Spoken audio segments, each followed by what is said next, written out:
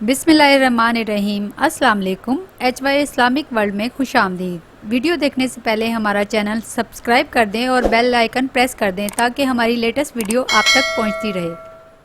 छिपकली को मारने के बहुत से दलाइल हैं जिनकी बिना पर इसे कत्ल करना जायज़ है। इसे किसी चीज़ के साथ कत्ल किया जाए लेकिन जलाना दुरुस्त नहीं।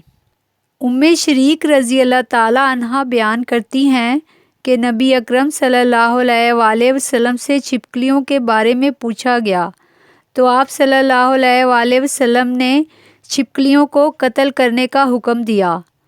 और बुखारी की रिवायत में है कि नबी करीम सल्लल्लाहु अलैहि वसल्लम ने छिपकलियों को कत्ल करने का हुक्म दिया और फरमाया कि इब्राहीम अलैहिस्सलाम पर फूंक मारती थीं, यानी इस आग पर फूंक मारती थी जिसमें इब्राहीम अलैहिस्सलाम को डाला गया था।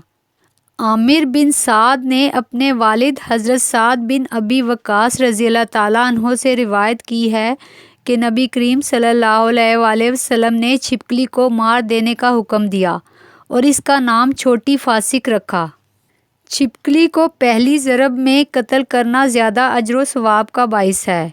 इसके मुकाबले में जो इसे दूसरी ज़रब में कत्ल करता है, इसकी दलील सही मुस्लिम की रवायत करदा हदीस है।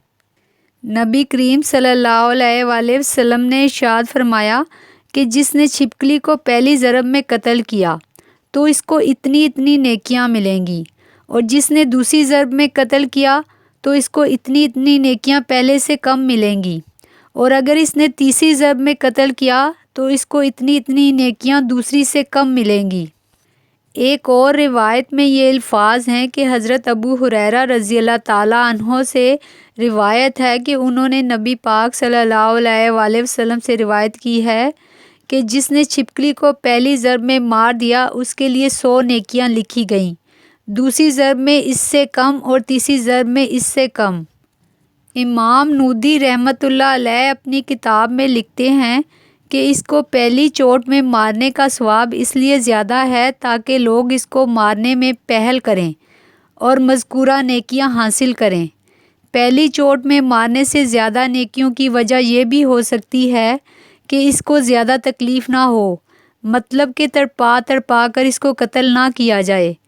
भले ही वो मूज़ी जानवर है, मगर आका करीम नबी पाक सल्लल्लाहु अलैहि वसल्लम ने इसको ज़्यादा तकलीफ़ से बचाने के लिए पहली चोट में मारने को फजीलत दी है। इब्ने माजा की रिवायत है कि फ़ाका बिन मुगैरा की लोंडी साहिबा कहती हैं कि वो आयशा रज़ी अल्लाह ताला अन्हो के पास गईं तो उनके घर में एक नेज़ा रखा हुआ देखा तो वो कहने लगी कि ऐ उम्मुल मोमिनीन, आप इसके साथ क्या करती हैं?